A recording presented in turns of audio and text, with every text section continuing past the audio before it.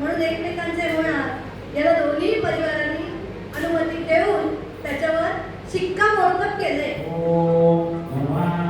आणि म्हणूनच हे आपण जे म्हणतो की आनंद व्यक्त करणे, साखरपुडा, एक छानसा पुडा कोण पुडा तयार करून त्याला छान सुशोभित करून आपण वधूला भेट देतो.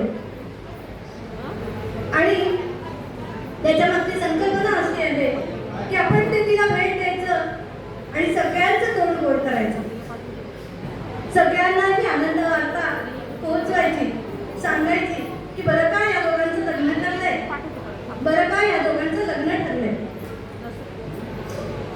तर आता अगदी थोड्या वेळात आपल्याला मिळालेल्या भेटींसह छान तयार होऊन हे दोघं आता जोडीने आपल्या समोर येणार आहेत.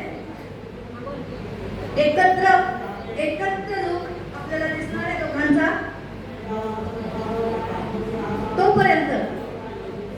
तोपर्यंत मी एक छानसं वेगळं या जोडीला समर्पित असं काहीतरी बोलू इच्छिते. तेव्हा अशी गोष्ट घडते की हळूहळू प्रेमाची जाणीव व्हायला लागते. तेव्हा तिला वाटतं हृदय प्रीत जागते जाणता अजाणता, हृदय प्रीत जागते जाणता अजाणता.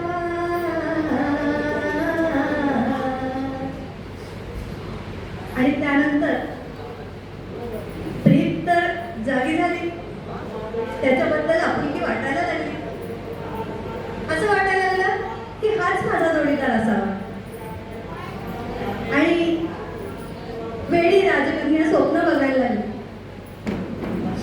आणि मग जसं मी मगाशी म्हणलं, सावरीला येण्याची स्वप्न तिला पडायला लागली. घरातल्या मंडळींना वेध लागले लग्नाचे. आणि काही निमित्ताने, काही कारणाने त्याने बरोबर वरच्याने ठरवलेलं असतं बरं का, कोणाची जोडी कोणाशी घालायची.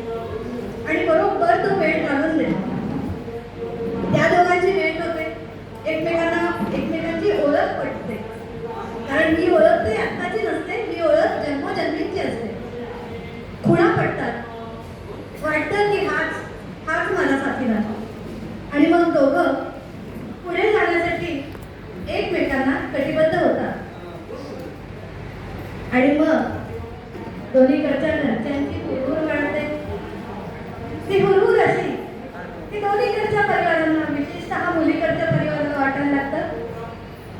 लेकर लाडकी या घरची होणार सुनही त्या घरची, होणार सुनही त्या घरची, होणार सुनही त्या घरची. आणि बरं का मग जो उत्साह येतो, आता हे साखरपुडा झाला, पण या साखरपुड्याची तयारी किती दिवसांपासून चालू असेल. बारीक सारीक गोष्टी घ्यायच्या, एकमेकांचे भेट वस्तू घ्यायच्या, हा हॉल बुक करायचा, सगळं काही ठरवायचं. त्याचं एकट्याने होणारं काम नाहीये, सगळ्या परिवाराचं त्याच्यामध्ये लक्ष असतं बरं का. सकाळी 9 वाजल्यापासून मुलींची आजी ठेवून बसली. माझी आणि त्यांची, मी पुढे लवकर आले म्हणून ओळख झाली. आजी त्रिपुरावाडी त्या सकाळी 9 वाजल्यापासून गंगा खेळून इथं येऊन आपल्या नातीची वाट बघतात. खूप आतून असलेलं प्रेम असतं. आणि यांच्या मार्गदर्शनाशिवाय मला वाटतं की इथं काहीच घडत नाही. फोनवर इकडून तिकडून कुठे ना कुठेतरी त्यांचं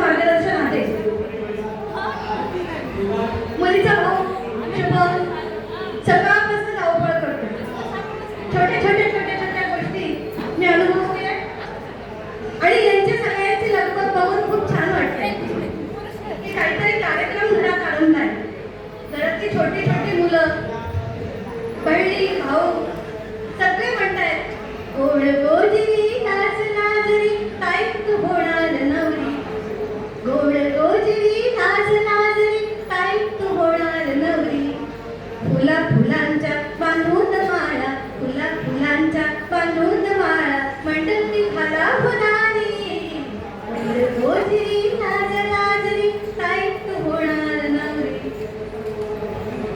आणि इकडे मुलाकडे सुद्धा हीच गोडबड हीच लगबग सगळं काही आहेच की.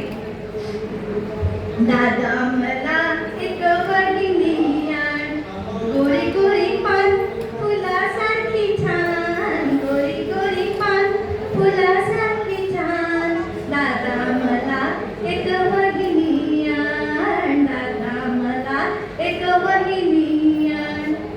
काय काय करावं वाटत नाही. त्या वहिनीला मी हे करीन हरणांची गाडी आली छान तिला सगळं सजवीन तिला चंद्रकोर असलेली पैठणी देईन.